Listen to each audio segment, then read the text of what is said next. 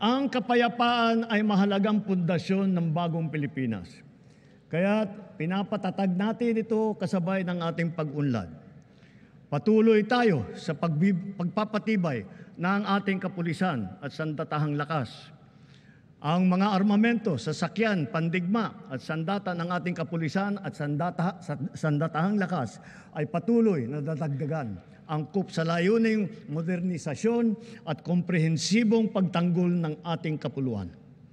Ang libo-libong mga nag-alsa dati laban sa pamahalaan, nagbagong buhay na at nagbabalik loob na. Tinataguyod natin kasama ang kanilang pamilya.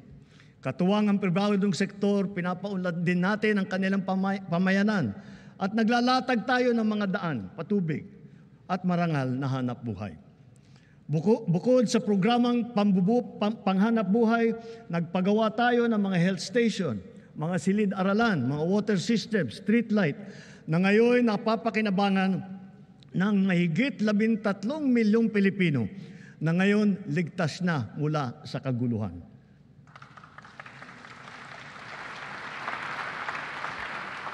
At sa wakas, wala na ring nalalabing grupong gerilya sa bansa.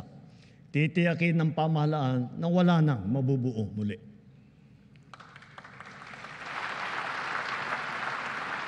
Magkakasangga ngayon ang AFP, PNP at mga dating rebelde sa pagpapanatili ng kaayusan at kapayapaan sa BARM.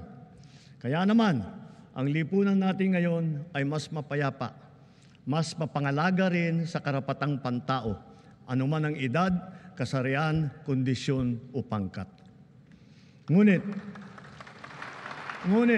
kahit pa sinasabing bumababa ang antas ng krimen sa bansa, walang ibang magpapalubag ng pangamba at pagkabahala lalo na sa ating mga biktima mismo ng kriminalidad.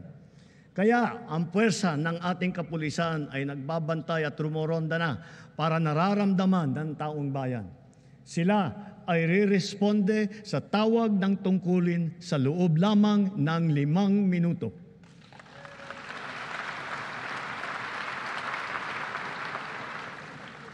Nagtutulungan ang buong pamahalaan para lutasin ang mga kaso ng mga nawawala dahil sa walang pakundangang kagagawan ng mga sindikato sa likod ng madilim na mundo ng mga sabungan.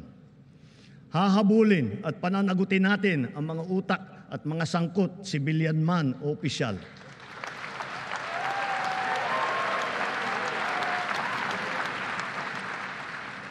Kahit malakas, mabigat o mayaman, hindi sila mangingibabaw sa batas. Higit sa lahat, ipararamdam natin sa mga salarin ang bigat ng parusa sa karumal-dumal na krimen ng mga ito. Sa mga isinagawang pagsakote sa mga bodega at laboratorio at takang pagpasok, halos 83 bilyong pisong halaga ng droga ang nakumpiska na.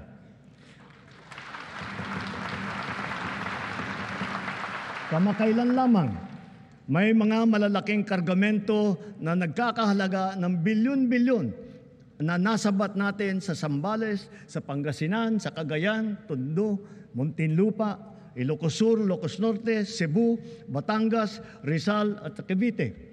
Noong isang buwan, personal kong sinaksihan ang pagsira ng halos 1.5 tonelada ng shabu at iba't ibang klase pa ng illegal na droga.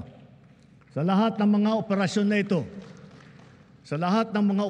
na ito, mahigit 153,000 ang naaresto. Mahigit 9,000 at 600 sa kanila ay high-value target. Ang pinakamasaklap, mahigit 677 sa kanila ay kawani ng pamahalaan. Mahigit 100 ay halal na opisyal. Mahigit 50 ay pulis. Sa 3 taon lamang, halos mapantayan na ang kabuuang huli nung nakaraang administrasyon.